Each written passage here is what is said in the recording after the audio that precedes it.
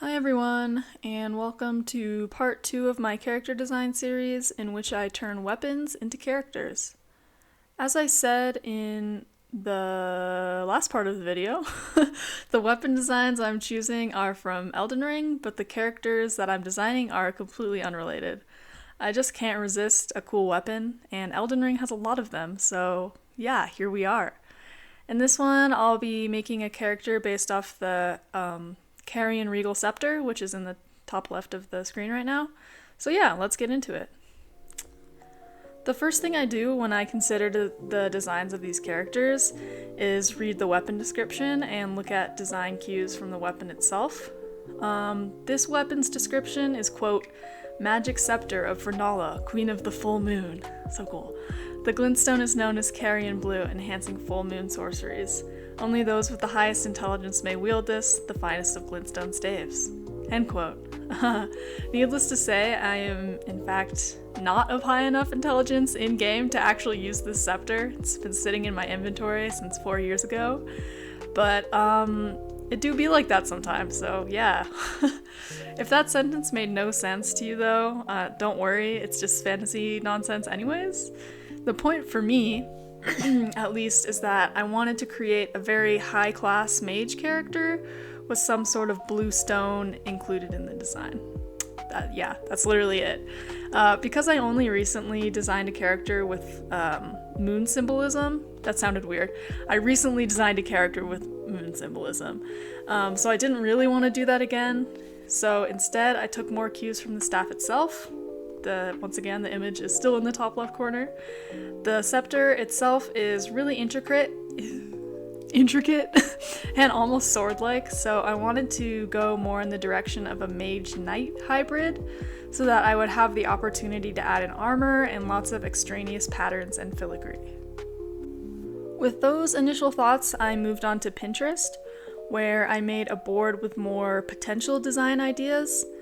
I was initially really inspired by the elaborate looks of Venetian masks and the accompanying headdresses or hats that are often in those photos. So I kind of started with that and just moved on to other random images. As I've said before, the Pinterest board is linked below in case anyone wants to take a look at it. Anyways though, to match the metal of the mask, I added armor on the arms and legs, while the rest of the clothing is made up of flowing robes and scarves. Then there are a bunch of extra chains, belts, things like that added to the clothing to go with the armor, and I've incorporated the blue glintstone from the staff throughout the character's clothing and armor as well. For the pose, you'll notice that this is pretty different from the poses I usually draw for character designs. I've said this before, but I find front-facing standing poses kind of boring, so I wanted to switch it up this time. Choosing a pose like this also gives me another opportunity to show off the personality of the character. I think the hunched over stance gives off the impression that they're pretty aggressive and hostile, kind of scary looking, which is what I wanted to portray, so yeah, yay for new fun poses. Color-wise, I thought red, blue, and gold were pretty regal looking, so that's what I went for. I had originally intended for the armor to be all silver, with the mask just being the gold part, but I didn't think that looked super cohesive, so I added silver and gold parts to the armor as well. At this stage, I was honestly shockingly pleased with the way the pose, line art, and flats were looking. Usually I don't start feeling that way until I'm 90% done with the piece, but I think somehow things just, worked out here, and I was really pleased with the direction the design was going in, even fairly early on. I do have to laugh though at the difference between this design and any of my flower designs. The drawing and rendering styles are the same, but the colors and overall vibes of these characters are so different. I'm did I really draw both of these? Yeah, duality of man, I guess. Now as you watch me painstakingly attempt to render armor, it's gonna go on for a while, and I definitely need to practice more of it. I wanted to talk about the lore and characterization of this character. Increasingly, I've been wanting to talk about this topic more in my videos, because I think it's really fun, so I might as well get into it before I run out of time. As I said in part 1 of this series, I imagine that the main element regarding these characters is that the longer they wield the weapon, the more they're changed by them, and these changes are both good and bad. So for example, with Talon, the previous character, he grows cool hawk wings, but he also slowly loses the ability to speak and understand human languages. Which would you rather have? Hawk wings or language? I really like the idea of building in drawbacks to these weapons because they can't all be super powerful and cool. That's just not as fun as also adding in consequences. For this character who wields the Carian Regal Scepter, it's a given that they're going to be gaining magic proficiency, but rather than moon sorceries, I think they should use like mirror or illusory magic. I imagine that this character comes from a court of very treacherous, power-hungry nobles. Can you tell I've been rewatching Game of Thrones recently? And they were only able to gain ownership over the scepter after outmaneuvering everyone else in the court. Does that mean they're also a treacherous, power-hungry noble? Open for interpretation, I guess. As a result, though, their power is very much rooted in deception and manipulation, and they eventually gain the ability to move through reflective surfaces and mirrors while also being able to create illusions in those same surfaces.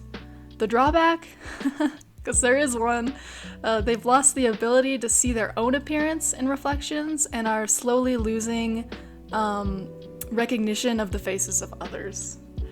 So yeah, illusory magic, very cool. Not being able to recognize your friends, not so cool. This character is undoubtedly very powerful and influential, even earning themselves the title Knight of Tarnished Mirrors. Do you like that? I made that title myself. That's right. Yeah. But over time, their social connections and even connections to reality begin to wane as they lose the ability to recognize friends and loved ones. That sucks, doesn't it?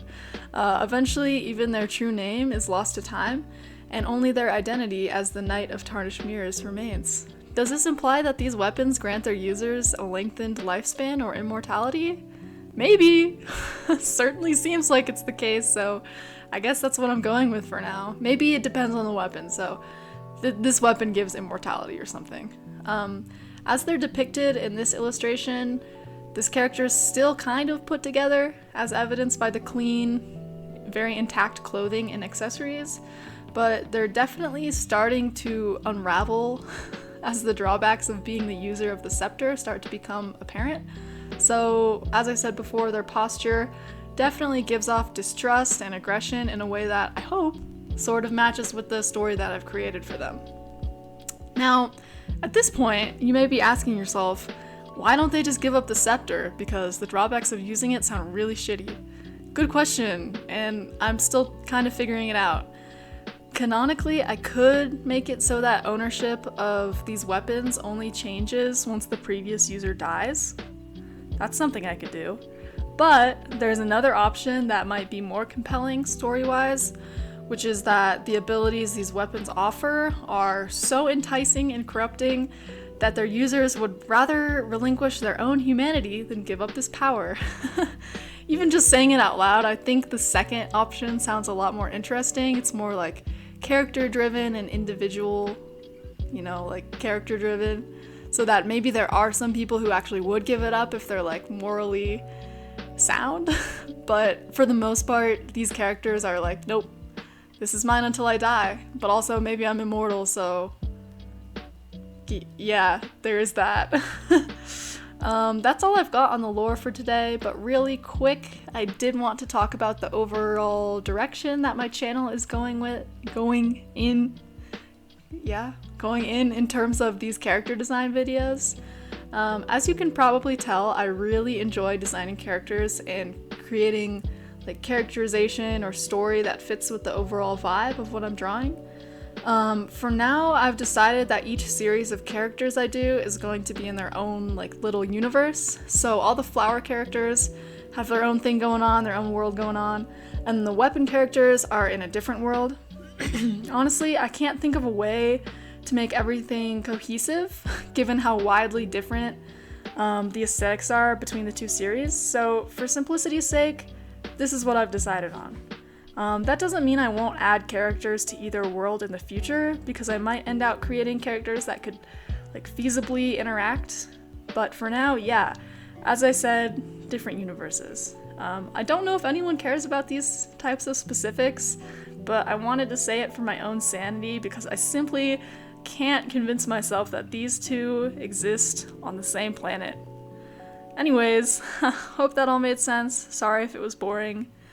Back to what's actually happening on screen. At this point, I'm really just adding in details that I might have missed or sort of fixing lines that I've messed up in the past. So the design itself is pretty much done. It's just a matter of, yeah, as I said, finishing touches. I know earlier I said that maybe the lore conversation was sort of boring, but I'm about to get into something arguably even more boring, which is how I used layers for this piece. For once in my little life, I actually rendered on separate layers. So if you can see in the bottom right as I'm switching between them, I have a layer that's just the rendered version of the armor, a layer that's just the rendered version of anything blue, and then one for just anything red. And then below that is like flats and line art because I like to paint over it. And I hate to admit it because I, historically only draw on one layer. I hate to admit it, but it was actually a lot more convenient to separate things because then I didn't have to worry about messing up and then having to redraw something again for like the 4th time because it's all on one layer. Yeah, that was, as I'm doing these series, I'm sort of learning how to streamline my own drawing process because in the past when I've been drawing, I'm not really paying attention to how long I'm taking or like the ways that I'm setting myself up to color or to do line art or anything like that. But now that these are obviously being recorded for a speed paint, I'm sort of more aware of the time. It's not that I'm trying to rush because it's like it's gonna take as long as it takes, but if I have a more streamlined process, it helps me to, not take so long doing really stupid stuff like erasing and coloring and erasing and coloring, the same area like a bajillion times. I'm glad I didn't have to do that too much for this piece. Incidentally, I've noticed that as I've been making these characters, generally, of course it depends on the specific character, but generally they've been taking a lot less time, which is honestly surprising for me because I think usually I'm a very slow drawer? But yeah, this one took me like, I think between 3.5 and 4 hours, which for me is like pretty fast. Of course, there's a lot that goes into it that I don't record, or don't time. Like I do an initial sketch in my sketchbook and then I plan things out there, like little details. So I did like a mock-up of what the mask, what I wanted the mask to look like, the staff, the hand, that yeah. I'm rendering it now, as I do. That hand was scary for me because not only do I have to draw all the fingers, but I also have to draw armor on top of it. And spoilers, I add in like armor nails, like fingernails at the end too, because I wanted to, but that just kind of made it kind of tough to do. But yeah, overall, I think my process in designing in my sketchbook, well, actually first I make a Pinterest board, designing in my sketchbook, then sketching / drawing digitally, recording, all that has gone a lot faster. And yeah, I just think I'm getting more used to doing YouTube stuff. Of course, there's still things to iron out, like the number of times I've cleared my throat in this video. I'm so sorry for everyone who hates things like that. Yeah, recording is still kind of hard, but other than that, the actual art process it's going. Now at this point, I'm actually doing like just a individual drawing of the staff off to the side. It's a little bit different than the image that I pulled from the actual game with the like rotation, the spirally bit on the actual, it's not a sword. It's kind of like a blade, but it's not. I think the one that I did is a lot sharper and more twisty, and I kind of like that because I think it matches the characterization and vibes of the character that I'm going for, so I'm not mad about it. And then also it gives me an excuse to have like an extra element on the page other than just the character. I've been thinking about how to sort of spice up my designs, and one of the things that I can do is, yeah, drawing the weapon off to the side just to fill up the page. Another thing I could do is keep, it's not on screen right now, but keep the little silhouette that I had as like my mock-up for colors. I could keep that there. I don't know how that looks though, so y'all will have to let me know. But at this point, I'm pretty much just finalizing things, changing colors, moving the elements around on the page. But there was one thing that I forgot, which is that I wanted this diamond pattern on the bottom of the skirt. Skirt? Robes? I don't know.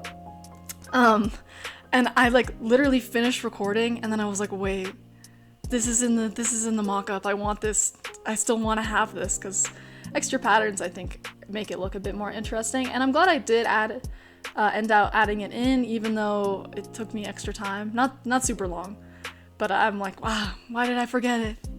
How could I have forgotten it? But yeah, overall, I think it adds a little spice, little flair to the piece. It was kind of hard to do the patterns because I'm stupid, but yeah, this is great. And here's the finished piece. I'm really, really happy with how this turned out. Very excited to show you guys the next character in this series, because I'm also super happy with that one. Spoilers, I've already drawn it. And yeah, thank you so much for watching. I hope to see you in the next part of the series in my videos. Goodbye!